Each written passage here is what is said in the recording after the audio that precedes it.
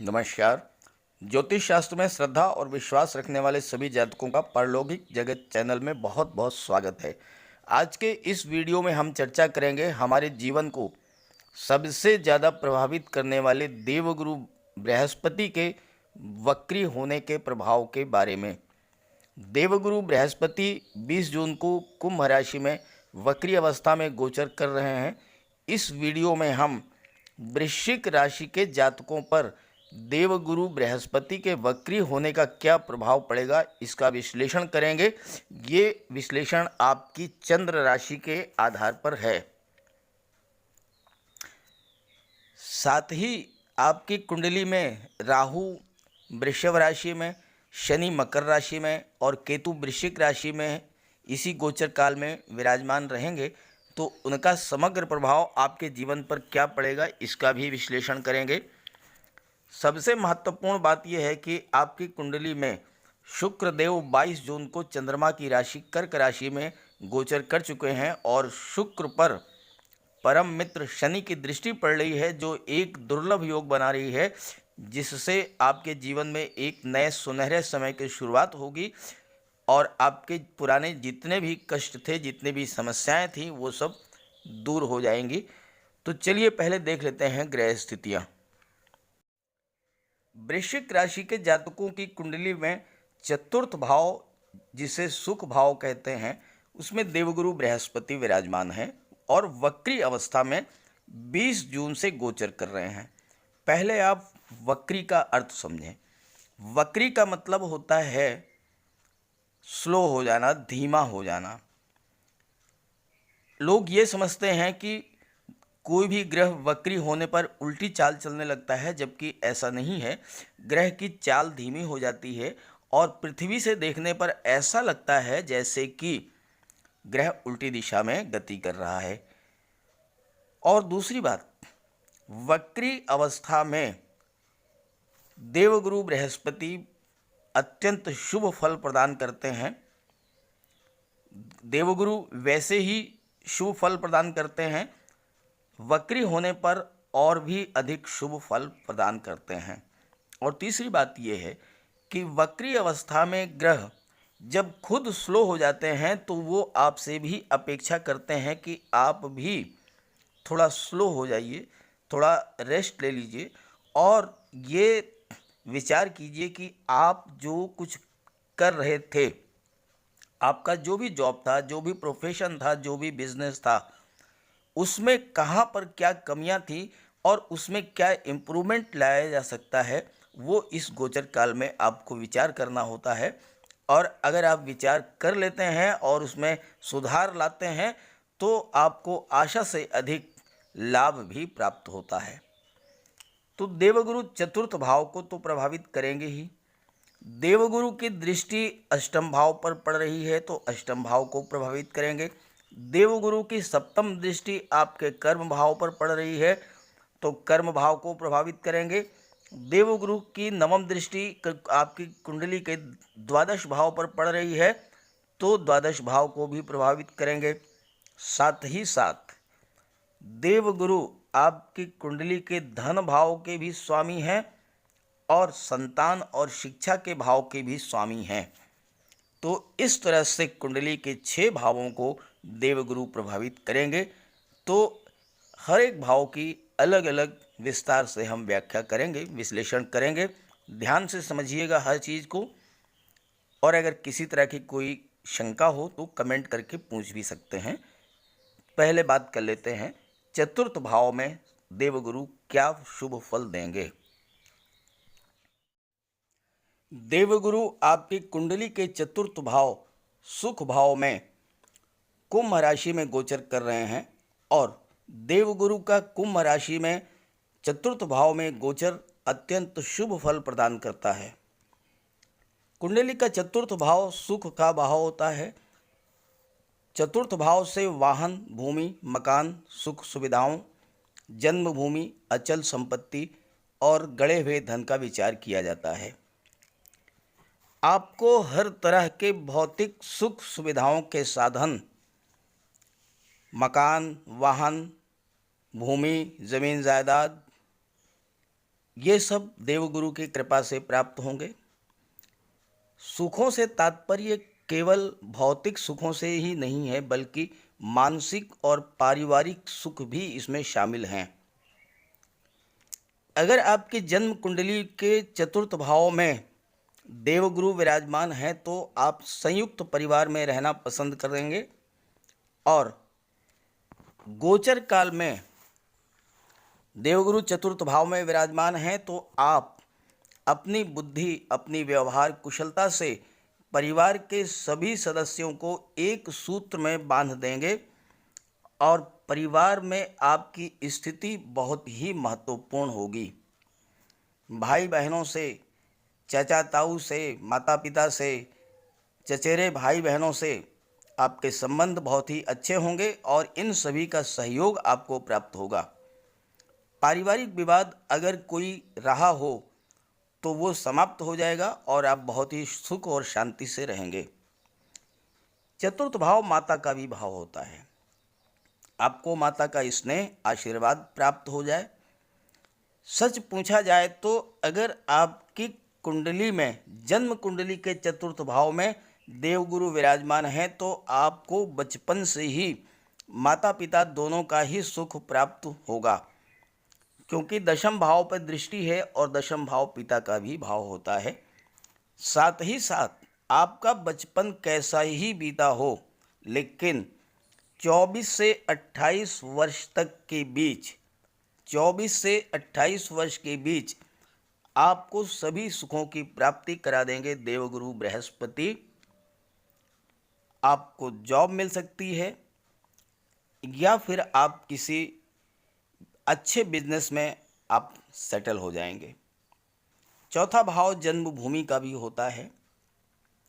अगर आप कोई बिजनेस करते हैं तो जन्मभूमि में ही कीजिए, जहाँ पर आपका जन्म हुआ है वहीं पर अगर आप व्यापार या व्यवसाय करेंगे उसमें आपको ज़्यादा सफलता मिलेगी। साथ ही साथ पैतृक संपत्ति भी आपको प्राप्त होगी और गड़ा हुआ धन भी प्राप्त होगा। गड़े हुए धन से तात्पर्य यहाँ पर ऐसा है पैसा जो अनएक्सपेक्टेड गेन हो, जो आप सोच भी नहीं रहे हों वो लाभ आपको प्राप्त हो जाए, अनएक्सपेक्टेड गेन आपको मिले, इसे गड़ा हुआ धन कहते हैं। तो इसका भी योग बन रहा है। अप्रत्याशित लाभ आपको देवगुरु बृहस्पति प्रदान कराएंगे, और लाभ भाव के स्वामी जो हैं वो शुक्र हैं। शुक्र जो है बहुत ही शुभ स्थिति में है, तो इस बात के पूरे चांस हैं कि आपको कहीं से भी अप्रत्याशित लाभ होगा, अनएक्सपेक्टेड गेन होगा। अब बात कर लेते हैं देवगुरु की दृष्टियों की। तो पंचम दृष्टि जो है वो अष्टम भाव पर पड़ रही है, तो इसका विश्लेषण करते हैं, क्या इसका फल होगा। देवगुरु बृहस्पति की पंचम दृष्टि कुंडली के अष्टम भाव पर पड़ रही है। अष्टम भाव मृत्यु, अचानक होने वाली दुर्घटनाओं, किडनी या ब्लड के रोग। अष्टम भाव से जनन तंत्र का भी विचार किया जाता है, ज्ञान और डीप रिसर्च का विचार किया जाता है, पराविज्ञान ज्योतिष का विचार किया जाता है। अष्टम भाव के स्वामी बुध हैं। देवगुरु बृहस्पति और बुध परम मित्र हैं, इसलिए आपको अष्टम भाव के शुभ फल प्राप्त होंगे। अष्टम भाव पर गुरु की दृष्टि आपको दैवी सपोर्ट प्रदान करेगी। किसी भी तरह की कोई भी समस्या आपके जीवन में आएगी तो ईश्वर की तरफ से अपने आप आपकी मदद हो जाएगी। देवगुरु बृहस्पति आपको उस समस्या से बाहर निकाल लेंगे। अष्टम भाव पर देवगुरु की दृष्टि पड़ने से आपकी पिछली परेशानियां दूर होंगी। खासकर धन संबंधी समस्याएं तो बिल्कुल समाप्त हो जाएंगी। धन भी आएगा और धन का संचय भी होगा, क्योंकि धन भाव के स्वामी भी देवगुरु बृहस्पति ही हैं। गुरु ज्ञान और बुद्धि के भी कारक हैं। जो लोग रिसर्च, ज्योतिष अनुसंधान, रक्षा अनुसंधान इन सब से जुड़े हुए हैं उनको विशेष लाभ प्राप्त होगा। भाग्य आपका पूरा साथ देगा और दैवी मदद आपको लगातार मिलती रहेगी। देवगुरु की दृष्टि द्वादश भाव पर भी है। द्वादश भाव विदेश का से संबंध रखता है, तो घर से बाहर निकल करके आपकी भाग्य उन्नति होगी। जॉब या व्यापार में अगर आप विदेश से संबंध रखते हैं, विदेश में जाकर के हायर स्टडीज़ करना चाहते हैं या विदेश में जाकर के सेटल होना चाहते हैं, उस स्थिति में देवगुरु आपकी हेल्प करेंगे। जमीन, जायदाद, मकान, हर प्रकार के पारिवारिक सुख आपको प्राप्त होंगे। एक उपाय मैं आपको बता रहा हूँ, चूँकि अष्टम भाव पर दृष्टि है, आप अपने बुज़ुर्गों की सेवा करें। अगर आपके बुज़ुर्ग आपसे दूर हैं तो उनकी कोई निशानी अपने साथ रखें। इससे आपके धन, दौलत, मान सम्मान, पद, प्रतिष्ठा, इन सब में वृद्धि होगी। कितनी भी बड़ी मुसीबत आए, देवगुरु बृहस्पति अपने ऊपर ले लेंगे, आपको सुरक्षित निकाल लाएंगे। अष्टम भाव पर दृष्टि पड़ने से देवगुरु बृहस्पति आपकी इंट्यूशन पावर को भी बढ़ा देंगे। आपको आने वाली घटनाओं का भी आभास हो जाएगा और आप उससे सुरक्षित रहेंगे। आइए अब बात करते हैं, देवगुरु की सीधी दृष्टि, सप्तम दृष्टि आपके कर्म भाव पर पड़ रही है, तो इसका क्या प्रभाव पड़ेगा। देवगुरु की सप्तम दृष्टि आपकी कुंडली के दशम भाव, कर्म भाव पर पड़ रही है। दशम भाव से आपके जॉब, कैरियर, प्रोफेशन, बिजनेस, इन सब का विचार किया जाता है और साथ ही साथ दशम भाव से पिता का भी विचार किया जाता है। दशम भाव पर देवगुरु की दृष्टि पड़ने से आपके अंदर हर चीज़ को सीखने की प्रबल इच्छा उत्पन्न होगी और आप नई से नई चीज़ों को सीखेंगे। जॉब में या बिजनेस में आप नए नए प्रयोग करेंगे, नए नए आइडियाज़ लाएंगे और इसका रिज़ल्ट ये होगा कि आपको लाभ के नए नए रास्ते खुलेंगे, आपकी आय में वृद्धि होगी। कितनी भी कठिन स्थिति हो, उस स्थिति को कैसे मैनेज किया जाए और अपना काम कैसे बनाया जाए, ये देवगुरु की कृपा से संभव हो पाएगा। आप हर स्थिति को संभाल लेंगे, अपना काम बना लेंगे और इससे आपके कार्य में दिन दूनी रात चौगुनी प्रगति होगी। सरकारी अधिकारियों, कर्मचारियों का पूरा सहयोग मिलेगा आपके बिजनेस में, आपके जॉब में, आपके प्रोफेशन में, और इससे आपको लाभ होगा। हज़ारों लोगों की भीड़ में भी आप अपना काम बना ले जाएंगे। ये आप में आपकी व्यवहार कुशलता और कौशल से संभव होगा। किस व्यक्ति से कैसे काम निकालना है, ये आपको देवगुरु बृहस्पति आपके अंदर इतना ज्ञान, आपके अंदर इतनी नॉलेज, आपके अंदर इतनी व्यवहार कुशलता उत्पन्न करेंगे कि आप अपना काम हर व्यक्ति से निकाल लेंगे, काम अपना करा लेंगे। अच्छे पॉलिटिकल लीडर्स, अच्छे डिप्लोमेट्स, इनकी कुंडली में चतुर्थ भाव में या दशम भाव में देवगुरु बृहस्पति होते हैं और कई बार विदेश मंत्रालय में भी तैनाती होती है। पिता का पूर्ण सहयोग मिलता है और इस बात की पूरी संभावना होती है कि आपका जॉब, आपका प्रोफेशन, आपका बिजनेस, आपका करियर पिता के सहयोग से ही बनेगा और आप पिता के ही व्यापार व्यवसाय को अपनाएंगे। अगर आपके पिता गवर्नमेंट जॉब में हैं तो आप भी गवर्नमेंट जॉब करेंगे। अगर आपके पिता बिजनेसमैन हैं तो आप भी बिजनेस करेंगे और बहुत अच्छे से करेंगे। आपको बस इतना ध्यान रखना है कि आपको अपने माता पिता और अपने गुरु का सम्मान करना है और उनकी सेवा करनी है। आपके व्यापार में, आपके व्यवसाय में, आपके जॉब में दिन दूनी रात चौगुनी तरक्की होगी। अब आइए बात कर लेते हैं, देवगुरु की दृष्टि द्वादश भाव पर पड़ रही है। देवगुरु की नवम दृष्टि आपकी कुंडली के द्वादश भाव पर पड़ रही है। द्वादश भाव विदेश से संबंध रखता है, तो देवगुरु इस गोचर काल में आपकी विदेश यात्रा को आसान बनाएंगे। अगर आप विदेश में जाकर के सेटल होना चाहते हैं, व्यापार करना चाहते हैं या उच्च शिक्षा के लिए विदेश जाना चाहते हैं, तो विदेश जाने से संबंधित जो भी डॉक्यूमेंट्स हैं, जैसे पासपोर्ट है, वीज़ा है, ये सब बड़ी आसानी से आपका बन जाएगा इस गोचर काल में। दूसरी बात, द्वादश भाव खर्चों का भी है। खर्चे होंगे लेकिन अच्छे कार्यों पर होंगे। शादी ब्याह हो सकता है आपके परिवार में, बच्चे का जन्म हो सकता है आपके परिवार में, कोई मांगलिक कार्य हो सकता है, कोई धार्मिक आयोजन हो सकता है। देवगुरु आपके पैसे का सदुपयोग कराएंगे, अच्छे कार्यों में खर्च कराएंगे। आप अपने घर से सुख सुविधाओं के साधन परचेज करेंगे। देवगुरु की दृष्टि कभी भी किसी गलत कार्य में आपके पैसे का दुरुपयोग नहीं होने देगी।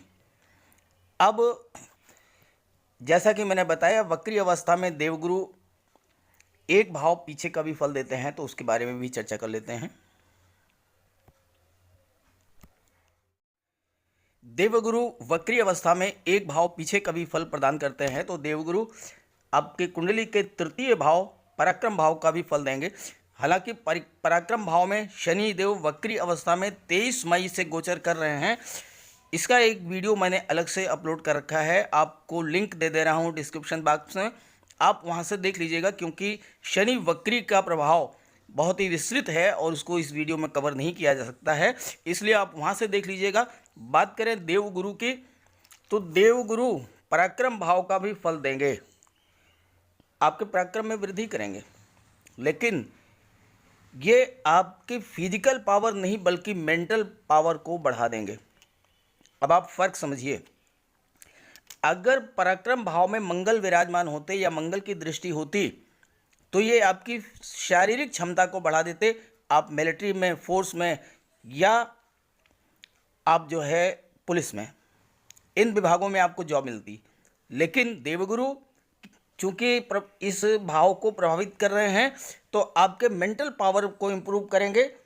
कोई कार्य करने से पहले आप पूरी तरह से कैलकुलेट कर लेंगे कि इस कार्य के इन्स आउट्स क्या होंगे, तभी कोई कार्य आप करेंगे और उसका परिणाम ये होगा कि आपको उस कार्य में पूरी सफलता मिलेगी। आपकी स्किल, आपकी चतुराई में भी वृद्धि करेंगे। पराक्रम भाव से भाई बहनों का भी विचार किया जाता है, तो भाई बहनों से भी संबंध अच्छा रहेगा। क्योंकि आपकी मानसिक क्षमता में वृद्धि होगी, इसलिए आप कम परिश्रम करके भी बहुत बड़ा गेन अचीव करेंगे। अपने पराक्रम से सभी सुखों को प्राप्त करेंगे। भाग्य भी आपका पूरा साथ देगा। धर्म, कर्म और ईश्वर में आपकी आस्था रहेगी। संयुक्त परिवार होगा और परिवार का आपको साथ मिलेगा। देवगुरु की तृतीय भाव पर जो प्रभाव है, उसके प्रभाव से आप अच्छे डॉक्टर बन सकते हैं, अच्छे इंजीनियर बन सकते हैं, अच्छे शिक्षक बन सकते हैं। वो सभी कार्य जो कि बुद्धि से रिलेटेड हैं, उन सभी कार्यों में आपको प्रवीणता प्राप्त होगी। जहाँ तक धन भाव की बात करें, देवगुरु धन भाव के स्वामी हैं, तो आपकी तिजोरी भरी रहेगी, धन धान्य से परिपूर्ण रहेगा आपका खजाना। और संतान और शिक्षा के भाव के भी स्वामी है देवगुरु, तो संतान पक्ष से बहुत ही शुभ समाचार मिलेगा। आपकी संतान को जॉब मिलेगी या फिर आपकी संतान आपके बिजनेस में पार्टनर होगी, आपका सहयोग करेगी, घर का अर्निंग मेंबर बनेगी।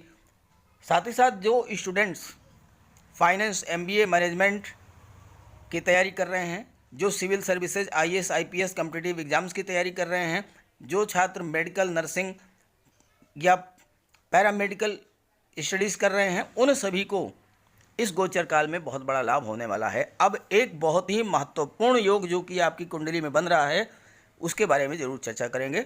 चलिए बात करते हैं।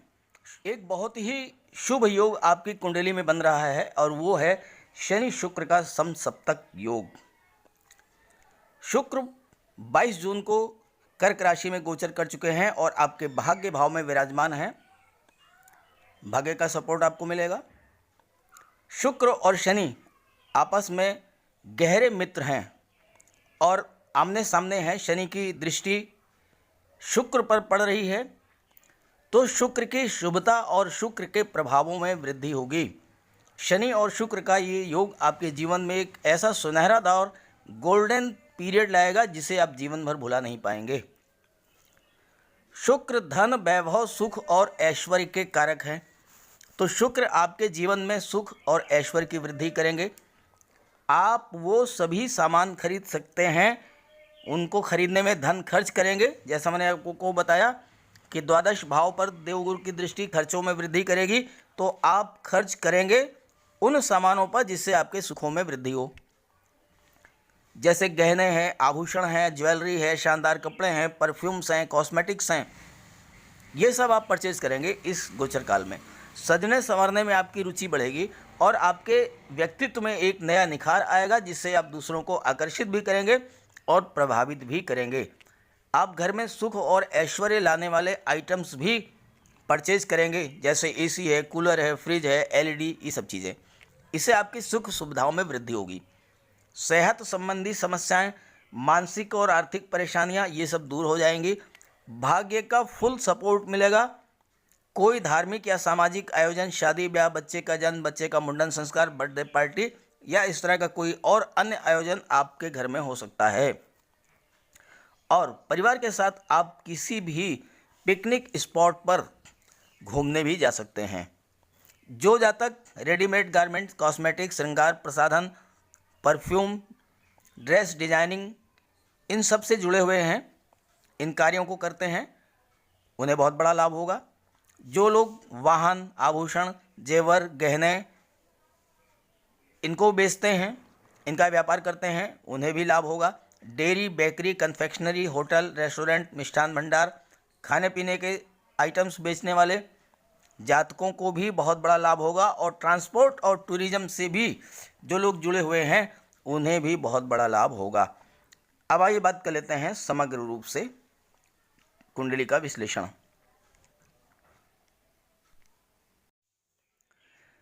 राहु आपकी कुंडली के सप्तम भाव में विराजमान है और केतु आपके लग्न भाव में विराजमान है। लेकिन ध्यान दीजिए कि अगर कुंडली में देवगुरु बृहस्पति, शनि और सूर्य अगर ये बलवान स्थिति में है तो राहु और केतु भी शुभ फल ही प्रदान करते हैं। राहु जो हैं उनका व्यवहार शनि के जैसा होता है और शनि चूंकि वक्री अवस्था में है और शुभ फल देते हैं, आपके परिवार भाव में है तो आपके परिवार, आपकी फैमिली लाइफ में, लव लाइफ में, पार्टनरशिप में बहुत ही मधुरता बनी रहेगी। एक दूसरे का सहयोग करेंगे, एक दूसरे की हेल्प करेंगे। और साथ ही साथ लग्न भाव में केतु विराजमान है। राहु और केतु आमने सामने हैं और राहु की विशेषता है कि वो केतु के दुष्प्रभावों को समाप्त कर देता है। तो इस तरह से राहु और केतु का कोई भी नेगेटिव इफेक्ट आपकी लाइफ पर नहीं पड़ेगा इस गोचर काल में 20 जून से 18 अक्टूबर तक। तो आप इस गोचर काल का लाभ उठाएं, ज़्यादा से ज़्यादा मेहनत करें, ज़्यादा से ज़्यादा धन का गेन करें, ज़्यादा से ज़्यादा लाभ प्राप्त करें और ज़्यादा से ज़्यादा आप अपनी आर्थिक समृद्धि, सुख समृद्धि, सुखों में वृद्धि करें।